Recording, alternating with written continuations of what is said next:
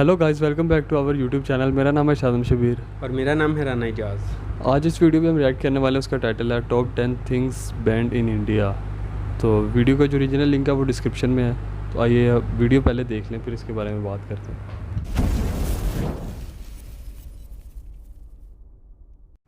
भारत में प्रतिबंधित टॉप 10 चीजें, top 10 things band in India.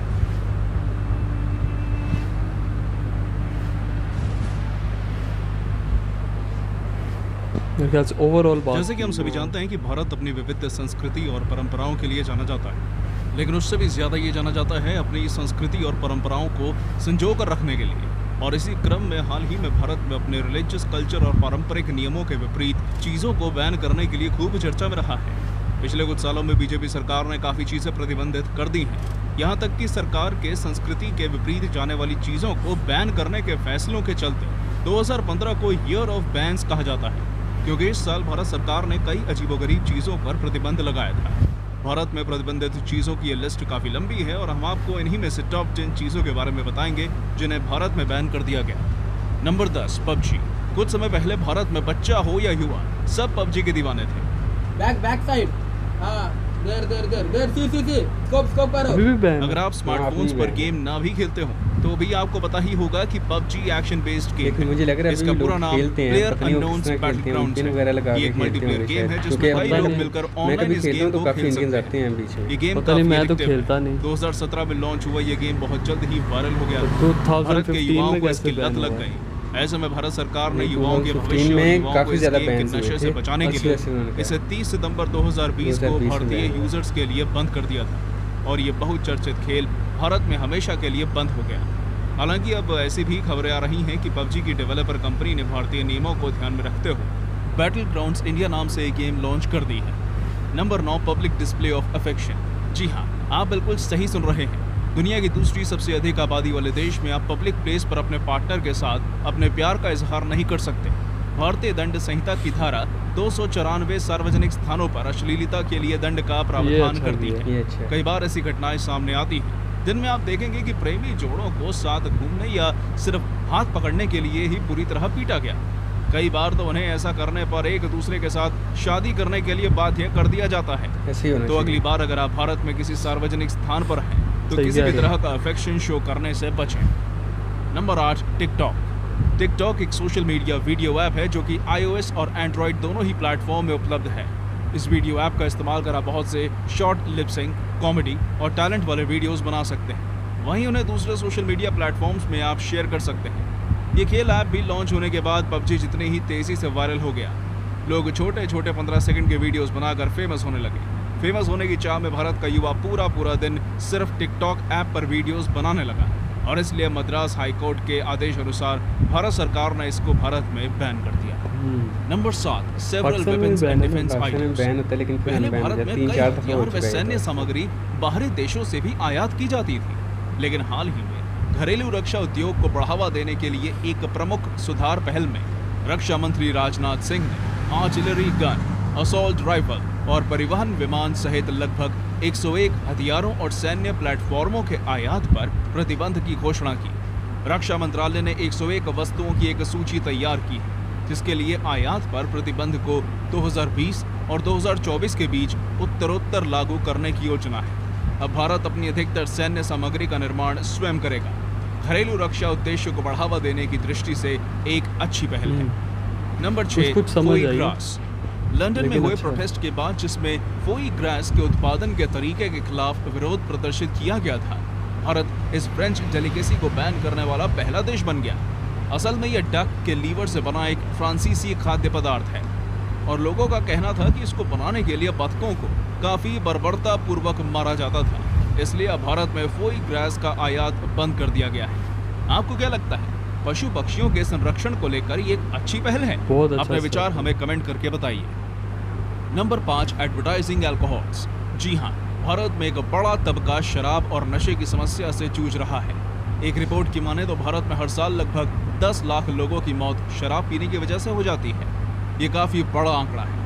इसके साथ ही भारत में होने वाली कई डोमेस्टिक वायलेंस की घटनाओं की वजह भी अल्कोहल है। तो ऐसे में जब ये इतनी हानिकारक है तो भारत सरकार ने इसकी कंजम्पशन को कम करने के लिए अल्कोहल एडवर्टाइजमेंट पर रोक लगा दी। लेकिन कंपनियों ने अपने ब्रांड का प्रचार करने के लिए सरोगेट एडवर्टाइजिंग यानी इनडायरेक्ट तरीके से प्रचार करने का तरीका ढूंढ लिया है। मुझे तो यही लगता है कि अगर सरकार सचमुच इसके घातक परिणामों को समझती है तो इसके प्रोडक्शन पर भी बैन लगा देती। Number 4, Gmail. क्या आपको लग रहा होगा मैं तो अभी भी जीमेल का इस्तेमाल कर रहा हूँ, फिर ये भारत में प्रतिबंधित कैसे हुआ? आप सही भी, जीमेल पूरी तरह से भारत में बैन नहीं है, लेकिन कुछ समय पहले भारत सरकार ने सरकारी ऑफिसों में इसके प्रयोग पर प्रतिबंध लगा दिया था, क्योंकि सरकार अपने ऑफिसर्स की एक्टिविटी पर नजर रखना चाहती थी। साथ ही साथ भारत सरकार का ये भी मानना था कि किसी अन्य देश का ईमेलिंग सर्वर होने से इंफॉर्मेशन लीक होने का भी संकट हो सकता है। इसलिए फरवरी 2015 को भारत में इस ऐप को बैन कर नेशनल इन्फॉर्मेटिक्स सेंटर (NIC) द्वारा बनाया गया भारतीय ईमेलिंग ऐप लॉन्च किया। अब सरकारी एम्प्लॉय द्वारा और सरकारी ऑफिस में उसी का प्रयोग किया जाता है। Number 3, gambling. गैम्बलिंग यानी सट्टेबाजी। वैसे तो ये खेल भारत में प्राचीन काल से ही खेला जाता रहा है, वेदों में भी इसको खेले जाने का वर्णन मिलता है और आज भी काफी चर्चा में है। इसमें बहुत पैसा जीतकर जल्दी अमीर होने की लालसा लोगों को इस ओर ज्यादा आकर्षित करती है, लेकिन इसका एक काला सच ये भी है कि ये आदमी को फकीर भी बना सकता है। साथ ही इसकी आदत भी जल्दी लगती है और इसलिए भारत में इसे बैन कर दिया गया। लेकिन यहाँ अभी भी ऑनलाइन गैम्बलिंग के लिए कोई नियम नहीं है। आज के समय में जहाँ हर तरफ इंटरनेट का वर्चस्व है, ऐसे में ऑनलाइन गैम्बलिंग को लेकर भी नियम बनाने की जरूरत है। ये तब और भी जरूरी हो जाता है जब कोरोना पैंडेमिक के समय लॉकडाउन में लोग लंबे वक्त तक घर में बेरोजगार रहे। तो इस समय अपनी फाइनेंशियल नीड्स को पूरा करने के लिए उन्हें ऑनलाइन गैम्बलिंग एक सही और सरल रास्ता लगा। पिछले कुछ सालों में भारत में 2020-2021 में ऑनलाइन गैम्बलिंग के सबसे अधिक मामले सामने आए हैं। Number 2, consumption of beef. अंग्रेजी भाषा में अलग अलग जानवर के मांस के लिए अलग अलग शब्द प्रयोग किए जाते हैं, जैसे बकरी के मांस के लिए मटन, मुर्गे के लिए चिकन और उसी तरह गौवंश यानी गाय, भैंस, बैल आदि के मांस को बीफ कहा जाता है। एक समय था जब भारत में बीफ का उत्पादन इतनी बड़ी मात्रा में होता था कि यह दुनिया का सबसे बड़ा तीसरे नंबर का निर्यातक देश था। यहाँ से बड़ी मात्रा में बीफ अलग अलग देशों में भेजा जाता था। अमेरिका के कृषि विभाग द्वारा जारी किए गए आंकड़ों के मुताबिक अक्टूबर 2015 में भारत से 1.95 मिलियन टन बीफ का निर्यात हुआ था। लेकिन क्योंकि भारत एक कृषि प्रधान देश है, तो आपके मन में ये सवाल आ सकता है कि जब बीफ इंडियन इकोनॉमी का बड़ा स्रोत था, तो इसकी वजह है भारत एक कृषि प्रधान देश है। एक समय में कृषि बैलों की मदद से की जाती थी। ये जानवर किसानों की आजीविका का मुख्य साधन रहे हैं, इसलिए इनके ब्रूटल हत्या को भारत सरकार ने गलत मानते हुए भारत में बीफ कंजम्पशन को बैन कर दिया। Number 1, Chinese kite thread. दोस्तों, अगर आप पतंगबाजी का शौक रखते हैं तो आपको पता ही होगा कि चाइनीज मांझा कितनी मजबूत और जबरदस्त होता है और इसलिए पतंगबाजों में ये काफी लोकप्रिय भी है। लेकिन इसके कई साइड इफेक्ट्स भी हैं। ये इतने धारदार होते हैं कि आसमान में उड़ रहे पक्षियों के लिए ये बेहद हानिकारक है। ना जाने कितने ही केसेस ऐसे सामने आ चुके हैं जिसमें मांझे की वजह से पक्षियों की जान गई। हर साल हजारों की संख्या में पक्षियों की मौत चाइनीज मांझे की वजह से हो जाती है। एक रिपोर्ट की माने तो भारत में प्रतिदिन 40 पक्षी मांझे की वजह से घायल होते हैं, जिसमें से 80% चाइनीज मांझे की वजह से। और तो और कई बार इंसानों को भी इससे नुकसान हुआ है। बेंगलोर में तो गलती से मांझा गले में टक जाने से एक आदमी की मौत तक का वाक्य सामने आया था और इसलिए सुरक्षा की दृष्टि से भारत में प्रतिबंधित कर दिया गया। हमारी ये जानकारी आपको कैसे लगी? आपको क्या लगता है भारत में ऐसे कौन से नियम, कानून या चीजें जिनके बैन करने की आवश्यकता है? कमेंट करके हमें बताइएगा। अगर ये जानकारी आपको रोचक लगी हो तो इसे अपने मित्रों के साथ शेयर करें। ऐसे ही अन्य जानकारियों के लिए हमारे बहुत इन्फॉर्मेटिव वीडियो थी, बहुत अच्छी लगी मुझे ना। काफ़ी चीज़ें ऐसी थी जिनका पहली दफ़ा पता चला कि ये इंडिया में बैन है। लेकिन जो उन्होंने बात की थी ना कि अल्कोहल की, चलो वो एडवर्टाइजिंग पे तो उन्होंने बैन कर दिया है, हाँ, लेकिन उसकी प्रोडक्शन पे भी बैन होना चाहिए। मतलब ये अगर किसी भी मज़हब को हटा के भी वैसे भी देखी जाए तो मतलब इसका कंज्यूम नहीं करना चाहिए, क्योंकि ऐसी चीज़ जिसकी वजह से सेंसेस हमारी वीक हो रही हैं, तो उसकी वजह से वायलेंस काफ़ी ज़्यादा बढ़ जाती है।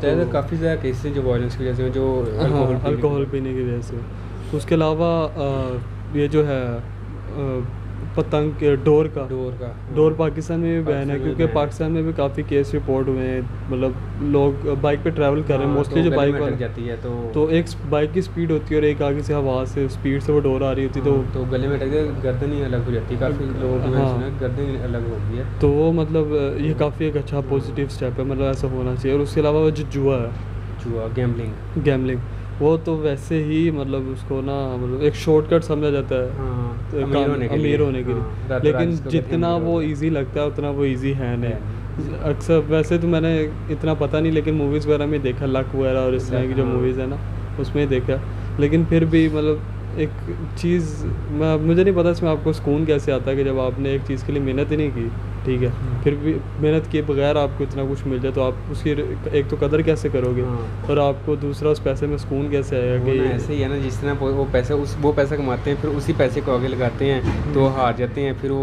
उस तरह ये ना ये हाँ, मतलब मैंने वैसे काफ़ी ज़ाया केसेस करते हैं ऐसे ना। वैसे सुने हैं कि लोगों के घर पिक जाते हैं हाँ। इस गैम्बलिंग और जुए की मतलब बीमारी से, मतलब बीमारी इसको कहा जाता है कि मतलब एक इस तरह नशा है ये भी। नशा। तो उसके अलावा पबजी बड़ी हैरान एक चीज़ है कि पबजी बैन है, ये तो नहीं, पबजी के उसका- बगैर ज़िंदा नहीं रहता, और सारी रात इसने पबजी खेलनी है। वो मैंने तो सुना था कि बैन है, लेकिन अभी मैं लगाता हूँ ना इनके वो automatic- VPN लगा देते VPN हैं लगा ना, के जैसे खेल रहे पाकिस्तान में होंगे, बैन हुई थी हाँ। तो भी तो VPN से ही चल रहा था। VPN से तो सब कुछ तो चल उसके जाता अलावा है। टिकटॉक का तो पता था कि TikTok का तो पता टिकटॉक था। इंडिया में बैन है, काफ़ी टाइम से बैन है, हाँ। और इसकी जगह कोई उन्होंने और ऐप भी निकाल ली है टुक टुक के नाम टुक से मेरे ख्याल से ऐसा कोई नाम है। या इस तरह की कोई ऐप ऐसी निकाल ऐप ली है, है। वो मैंने देखी थी। तो इसके अलावा और बीफ की कंजम्पशन का वो इनका थोड़ा सा रिलीजियस आ जाता है कि Religiously मतलब आ जाता है, उसमें मतलब किसानों के लिए वो काफ़ी एक किसानों का दारोमदार गाँव हाँ भैंस प्योरिटी के पे एक ऊपर, चीज़ हाँ। आई थी ना कि हम गाय या भैंस की वजह से हमारा हाँ, फसल हम उस पर फसल चला हो रहे हैं, उस जाती पर है, कर रहे हैं, तो वो एक रिलीजियस आ जाता है, वो एक अलहदा डिबेट है, उसको नहीं छेड़ना चाहिए।